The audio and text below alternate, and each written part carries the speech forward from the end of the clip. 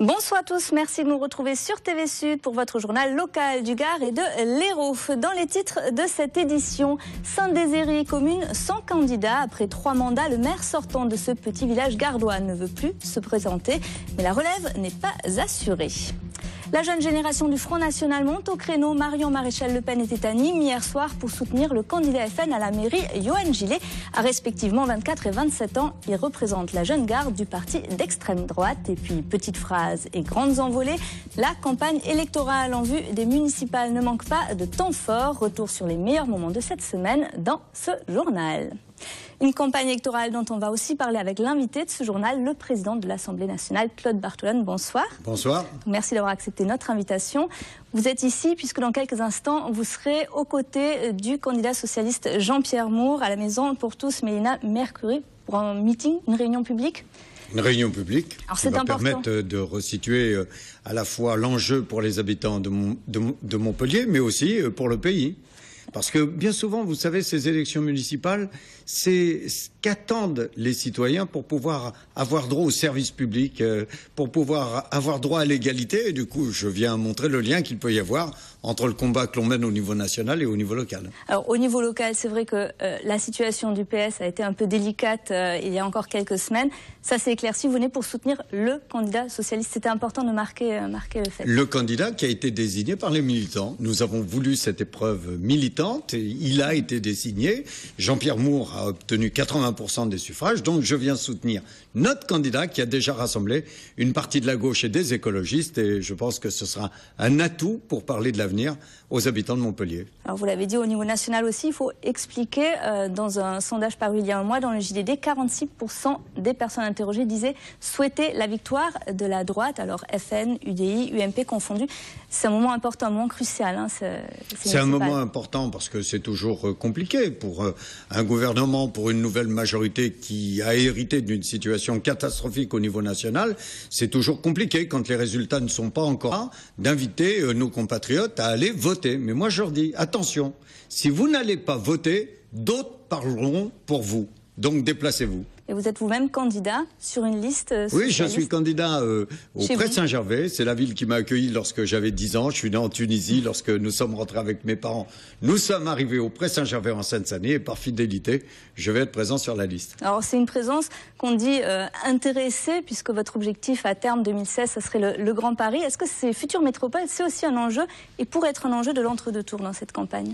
Les métropoles sont un enjeu. Parce que l'on voit bien qu'au niveau international, ce sont les métropoles qui permettent de construire des territoires solides et solidaires. Solides économiquement et solidaires parce que sans service public, sans accès à l'égalité au quotidien, on a du mal à pouvoir se sentir citoyen de la République. Et les métropoles, vous voyez, ce sera l'enjeu de ce 21e siècle. Pas simple en France, où nous en avons désigné 13, mais au niveau international. Et il faudra que l'on existe là aussi dans cet enjeu territorial et humain. Alors entre les deux, on a parlé de vous pour un éventuel poste de Premier ministre. Vous savez, ça, ce sont les rumeurs. Bon, à la fois, c'est quelque chose qui vous permet de voir votre travail reconnu, mais il n'y en a qu'un qui peut décider. Et le moment et le choix, c'est le président de la République. Alors on va revenir à la région, en Languedoc-Roussillon, la commune de Saint-Désiré, on le disait en titre, est la seule commune sans candidat. Alors c'était une situation qui était à craindre, 64 communes en France sont dans cette situation. Alors c'est lié bien sûr à la modification du code électoral en mai dernier, mais pas seulement. Est-ce qu'on ne peut pas aussi constater une désaffection de la nouvelle génération, puisqu'il y a beaucoup de maires âgés qui sont... Alors, on verra au deuxième tour, parce que vous savez la grande différence, c'est qu'avant dans les petites communes, on n'était pas obligé d'élire un candidat. Vous pouviez aller au bureau de vote et mettre le nom d'une femme ou d'un homme qui n'était pas forcément candidat. Tandis que là, les candidatures ont été obligatoires. Donc attendons le deuxième tour, puisqu'entre le premier et le deuxième tour, les candidatures sont de nouveau ouvertes dans ces petites communes, et nous ferons le bilan. Mais j'espère qu'il y aura des volontaires pour répondre à ce besoin des habitants et puis pour répondre à cette symbolique républicaine. Alors je vous propose d'aller tout de suite à Saint-Désiré, ce petit village de 393 habitants qui est situé dans la plaine de la Gardoninque, entre Nîmes et Alès, et qui n'a donc pas de candidat à la mairie. Écoutez. Voici Saint-Désiré, sa cave coopérative, son église et sa mairie sans candidat. Le petit village gardois est la seule commune sur les 353 du département à n'avoir déclaré aucune liste en préfecture Et après 3 mandats, le maire socialiste sortant, âgé de 69 ans, n'a pas souhaité se représenter. Les raisons qui m'ont poussé à ne pas me représenter, c'est en quelque sorte la lassitude. C'est les contraintes de l'élu, donc entre en grande partie, la responsabilité. La responsabilité de l'élu, le matin vous vous levez, au soir vous vous couchez, vous êtes responsable. Je sais que j'ai été critiqué, c'est un peu ça aussi. Et au moins à force de recevoir des critiques, on en a gros sur la patate, c'est le cas de dire, entre guillemets. Donc voilà, donc je pensais que ceux qui critiquaient, allaient prendre le relais. Mais parmi les 400 âmes de la commune, personne ne s'est réveillé à temps. Une situation diversement appréciée par les habitants. Pour faire vivre un peu ce village, c'est un peu dommage. Qu'est-ce que vous voulez que je fasse? On ne va pas voter, on ne votera pas. C'est désolant, c'est tout. Je pense que les maires ne sont pas reconnus pour tout le travail qu'ils peuvent donner. Et je comprends qu'à un moment, les gens n'aient pas envie de s'investir. J'y ai passé, je sais ce que c'est. Mon mari, il a été maire, alors je sais ce que c'est. Et c'est vraiment pénible.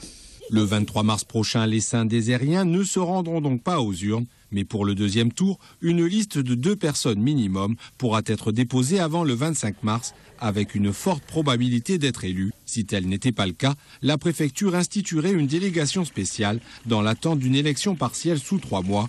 Une situation qui ne devrait pas arriver. Un ancien adjoint envisagerait de se présenter. Toujours dans le Gard, hier soir, Marion Maréchal Le Pen était en meeting au stade des Costières de Nîmes.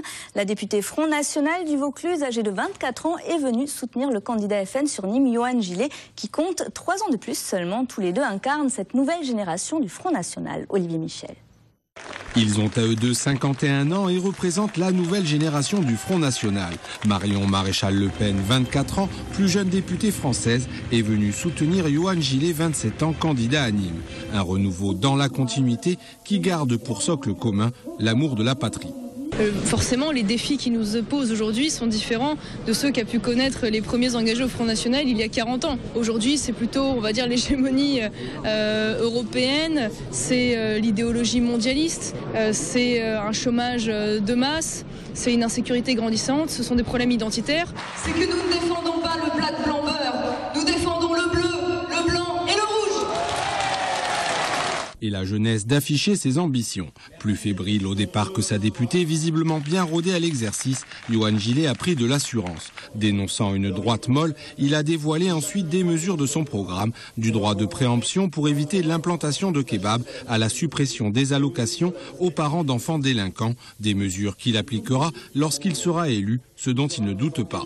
Tous ensemble, nous referons de Nîmes une ville française. Les électeurs de tous les bords nous rejoignent petit à petit parce qu'ils ont compris la supercherie qu'il y avait en face, que ce soit l'UMP ou le PS. Donc oui, je crois réellement à nos chances de victoire.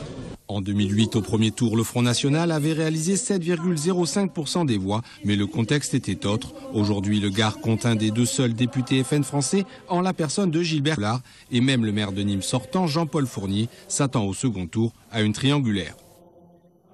Marion Maréchal Le Pen qui sera demain à Saint-Gilles aux côtés du député et candidat FN Gilbert Collard. Alors justement, le Gard, terre de prédilection du Front National, est-ce pas là que les candidats socialistes ont le plus besoin du soutien, de votre soutien par exemple? Eh bien j'y serai demain.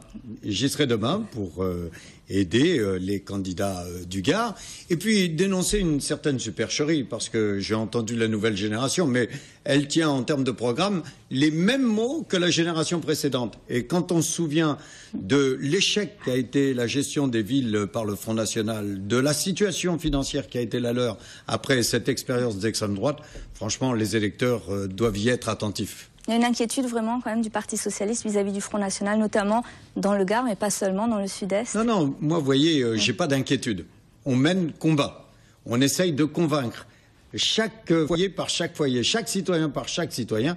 Et puis, je suis persuadé que si nous savons aller leur expliquer à la fois ce qui se passe au niveau national, où nous en sommes des réformes qui ont commencé à être votées par les députés en particulier, si nous savons faire le lien avec ce qui est fait par les municipalités pour défendre les services publics, tenir compte du besoin d'emploi et protéger l'environnement, vous verrez, on n'en sera pas à des sondages, mais à un vrai vote. La pédagogie, c'est important. C'est ce que vous faites en ce moment. C'est essentiel. Jamais les citoyens n'ont été aussi intelligents. Jamais ils n'ont eu à leur disposition autant de moyens d'information.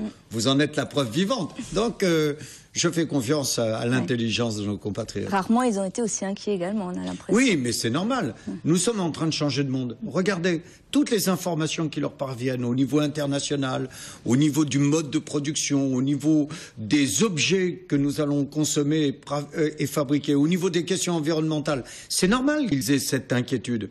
Et à nous de leur donner vraiment envie de croire à ce nouveau monde, en nous de leur expliquer que chaque citoyen, quelle que soit sa couleur de peau, quelle que soit son origine, aura la possibilité, comme nous le faisons avec les mesures pour l'éducation nationale, d'être acteur de ce nouveau monde. Alors la campagne pour ces élections municipales, c'est sérieux, mais pas seulement. C'est le moment de notre rendez-vous de campagne décalé du vendredi à l'approche de ces élections. Donc les candidats se démultiplient.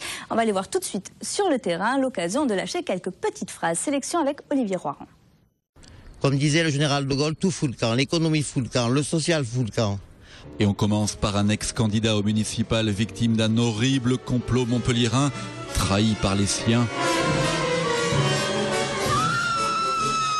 Je devais faire la liste avec Maître Christol et ce matin j'ai appris avec surprise qu'il était 56e sur la liste de Monsieur Sorel. Le ténor du gros homme de droite qui rejoint la liste du dissident de gauche, 65e sur 65. Moi c'était la dernière place ou la première. Quand j'ai vu la démarche de Philippe Sorel depuis quelques mois, je me suis dit, nom de Dieu, ça correspond exactement à ce que je pense depuis des années. Voilà, un homme libre, qui a le courage d'affronter, ce n'est pas simple, ce n'est pas évident, les structures en place. Des structures nationales du PS qui veulent récupérer la brebis égarée, petit coup de fil entre amis. Alors j'aurais dit, écoutez, on est quand même de la même famille politique, on ne va pas se fâcher. Je vais réfléchir à toutes mes conditions, mais vous comprendrez aisément que ça va être beaucoup plus cher qu'il y a 18 mois. Et pendant ce temps-là, une députée FN fait la campagne de son candidat nîmois en vendant des produits dérivés et en chauffant la salle avec les fondamentaux du Front National. Chez nous, on parle le français, à l'amont et dans la rue. Chez nous, on boit du vin, c'est notre terroir. Et même pire, on met du porc dans nos assiettes. Alors ceux qui ne sont pas contents, ceux qui critiquent ou qui rejettent cela, eh bien qu'ils s'en aillent. Et c'est du bic, marque française. Mais dans le camp socialiste, on a aussi des stylos, le retour de Super Vésinet, le patron de département qui paraffe à grande vitesse.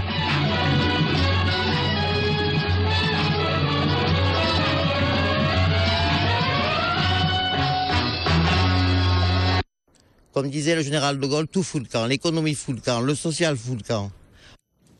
Dans le reste de l'actualité, un acte de malveillance pris Florensac et Pomerol d'eau potable. Une ou plusieurs personnes ont pénétré sur le site de stockage d'eau potable et sur le site de pompage de Florensac dans l'Hérault.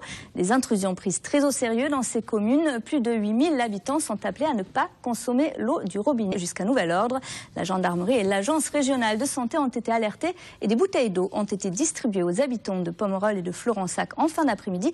Une nouvelle distribution aura lieu demain dans les mairies dès 9h. On passe au sport avec tout d'abord du rugby et le jeune troisième ligne Kélian Galtier qui prolonge son contrat avec le MHR. À presque 22 ans, l'espoir a disputé 13 rencontres avec l'équipe 1 depuis le début de la saison et a donc prolongé son contrat jusqu'en 2016. Et puis du football, après avoir fait le dos rond à Lyon la semaine dernière, les footballeurs montpelliérains montent à Lille ce week-end pour affronter les hommes de René Girard, actuellement 3e de Ligue 1. L'occasion pour la MHSC de prouver qu'il peut tenir tête au ténor de la saison, Julie Barral et Jean Brun. MHSC contre Lille ou plutôt Courbis contre Gérard. Dimanche, le match décisif qui opposera l'équipe de l'ex-entraîneur du MHSC René Girard et celle de l'actuel coach Roland Courbis promet une compétition sous haute surveillance à Montpellier. René, et je le lui souhaite et j'en suis sûr, a d'autres qualités que ces fameuses qualités qui sont indispensables, mais pas suffisantes, de meneur d'homme. Donc je crois que bon, quand on regarde jouer Lille depuis le début de la saison, même s'ils sont un peu moins bien,